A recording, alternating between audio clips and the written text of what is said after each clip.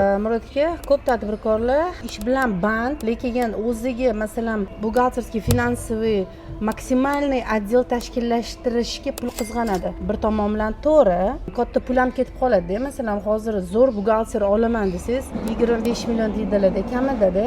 Shundan boshlanadi. Но тем не менее, unda ham xato chiqadi. Tadbirkorlarga baribir tavsiya qiladigan joyim maksimalniy qonunni qo'ldan kelgancha o'rganish kerak. Faqat qonun o'rganadigan bo'lsa, ish qolib ketadi va daromad kelmaydi. Shuning uchun o'ylaymanki, baribir mana sizlarning kompaniyalarga o'xshagan, masalan, sizga yoki boshqasiga podpiska olib qo'ysa ham yaxshi versiya. Chunki garantированный. Ya'ni bizga ham aytgansiz, men javob beraman. Agar men aytgan doirada ishlasangiz, muammo bo'lmaydi. Xudo xohlasa muammo bo'lmayapti. No, tadbirkorlar bari ko'p joyda dokumentiga qaramasdan, qonunni bilmagan holda pul yo'qotishlari bo'ladi. Biznesga baribir 100 million, 200 million, ba'zida 1 milliard jarimalar kelib qoladi masalan. Bu kapitaldagi pulini kamaytirishga anaqa qiladi-da.